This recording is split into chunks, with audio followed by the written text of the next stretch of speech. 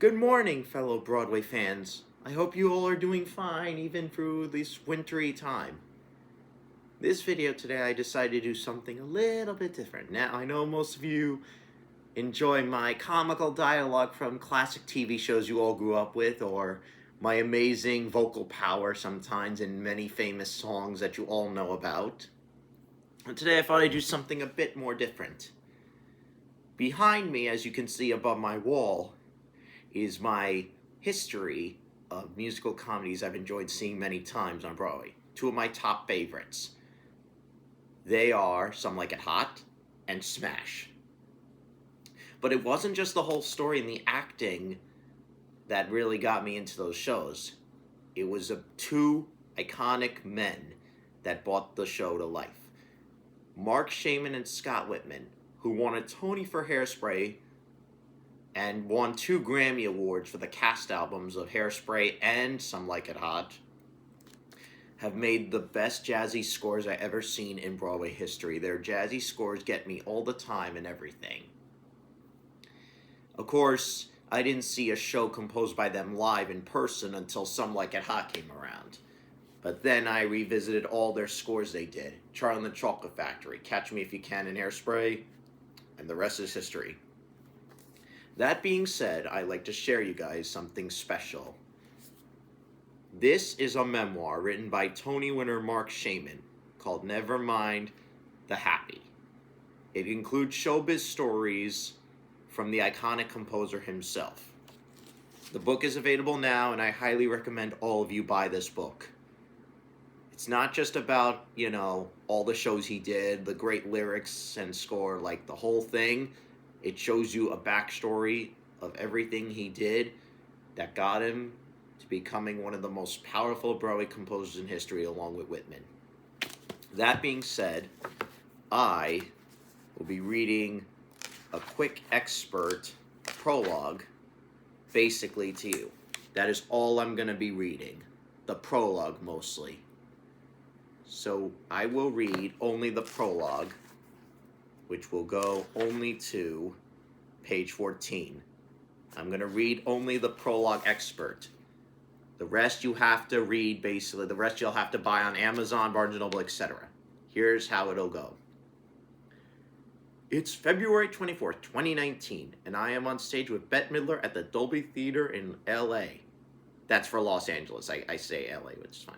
Moments away from performing at the 91st Annual Oscars, also known as Academy Awards.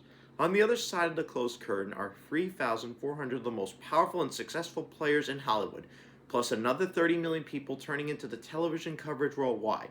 One such player in the auditorium is Scott Whitman, my lyrical collaborator of almost 50 years, with whom I co-wrote the Oscar-nominated song, The Place Where Lost Things Go, the very song Bette and I are about to perform. It had only been 2 months since Disney released Mary Poppins Returns. Love that movie, really good. Which has garnered my 6th and 7th Oscar nominations, and even though I am calm as I sit at the keyboard of the polished black grand piano, I am also conscious of what a fight it has been to get here. A few weeks earlier on the morning the Oscar nominations were announced, my husband, Boo Mirabelle, and I sat on the couch in our Manhattan loft, our golden retriever Chops, no doubt, wondering why we were glued to the television at 8:30 in the morning instead of making her breakfast. A similar scene was playing out with Scott and his partner Brian as their apartment just 6 blocks to the south. Mary Poppins Returns had been a hit film. It not the billion-dollar blowout the studio has hoped it would be. Scott and I were very proud of the songs we wrote for the sequel to Disney's classic about a magical British nanny, but had inevitably being compared to the unforgettable music from the original, so we didn't know if we should get our hopes up on the morning of the nominations. Luckily, Oscar smiled and we were nominated for our song, The Places Where Lost Things Go, and I was also nominated for Best Score. We were all excited and relieved, perhaps nobody more than Lou, because he was the one who would have had to mop me off the floor if things had turned out differently. I always say that if showbiz puts you on a pedestal on Tuesday, it's only to have a better shot at your balls on Thursday. And right on schedule, after 2 days of elation, the producers of this year's Oscar telecast announced that of the 5 nominated songs, only 2 won, A duet by Lady Gaga and Bradley Cooper from A Star Is Born, that's shallow. The other by Kendrick Lamar and SCA from Black Panther would be performed. Clearly they wanted star power to boost the broadcast ratings, and by cutting free songs perhaps also trimmed a few minutes from its running time. But to say the remaining songs were not worthy of inclusion sent a message both to the public and worse, to the Oscar voters who had yet to cast their ballots. And they were not considered equal. It really was a low blow. What those Oscars producers didn't anticipate, however, was just how much a dog with a bone I can be. First, I put together an appeal from the writers of the Free Orphan songs, including my dear and foul-mouthed friend Diane Warren. Diane Warren, if many of you, in case know, she's nominated for another Oscar this year for Best Original Song. But that led to a dead end. Then I went to Alan Horn, who was a chairman of Walt Disney Studios at the time, and who I knew from his years as Rob Reiner's producing partner. Since Disney owns ABC, the television network that broadcasts the Oscars, I thought he would be able to pull some strings, but he gruffly said, "The ship has sailed. There's nothing I can do." Well, maybe there was nothing he could do, but I was not going to give up. I have met Bradley Cooper a few times due to our shared friendship with the great actor Victor Garber. Victor Garber, in case any of you know, is a great actor. I've seen him in Sweeney Todd, of course. He's really good. Bradley has been to the home that I shared with Scott, my romantic partner for nearly 30 years, when he and Victor were filming the TV show Alias. And he had always been very friendly. Whenever I ran into him at the other showbiz functions, I had also just recently became pals with Kevin Feige, Supreme Intelligence of the MCU. That stands for Marvel Cinematic Universe, in case any of you don't know. In fact, it was at an Academy event just a few weeks earlier where we had all been schmoozing for nominations when someone tapped me on my shoulder and said, "Kevin Feige would like to meet you." Kevin Feige would like to meet me? I queried. I was in shock and couldn't believe all of our nights. Then my Marvel nerd husband wasn't with me. It turned out Kevin, who you would think is a busy enough, also had time to be a serious film score fanatic. And after enjoying a few minutes of him praising my work, I asked if we could take a selfie together so I could send it to Lou. Not only are Bradley and Kevin two of the nicest guys in Hollywood at the moment, being friendly with them was uniquely useful. After all, Bradley produced A Star Is Born and Kevin produced Black Panther, the two films whose Oscar-nominated songs have been anointed by the Academy to be performed. So I reached out to them, both to explain the situation, which they agreed was unfair, and each offered to do what they could to help. I'm not privy to what happened next, but those two gentlemen clearly have their own superpowers, because only a day or so later, it was announced that all 5 songs would be performed. Thank you, Bradley, and thank you, Kevin. If you ever need a favor from someone less powerful, let me know. And so I made it onto the Oscar stage that year. After all moments before our performances through the curtain, I could hear the orchestras play a snatch of our movie theme, and then the crowd responded as Keegan-Michael Key was lowered from the ceiling of the Dolby Theater, clutching a Mary Poppins-style black umbrella.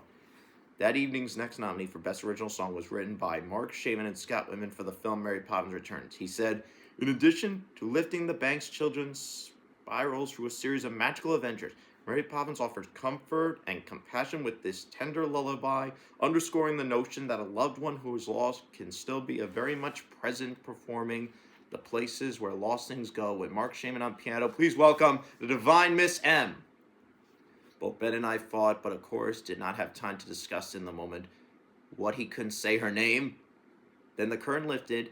Bet stepped into the spotlight as 28 red umbrella lanterns descended against the stage backdrop of London's foggy skyline and started accompanying my favorite performer in the world on a song I had co-written with my cherished collaborator from a musical about my most beloved literary character at the Academy Awards.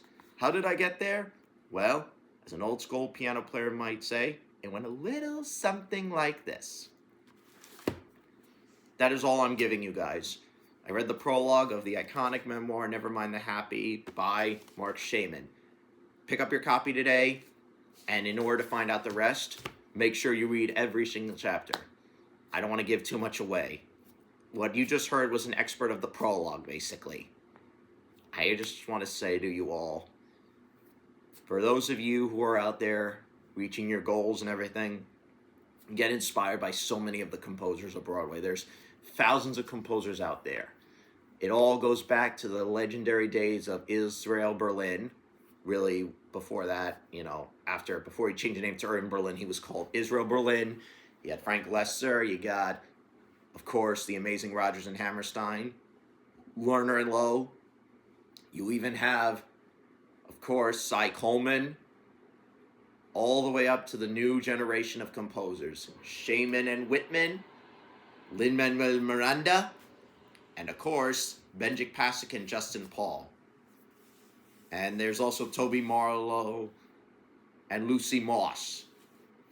And of course, you got David Foster and Susan Birkenhead, who did Boop, of course. Anyway, thank you all for watching this video.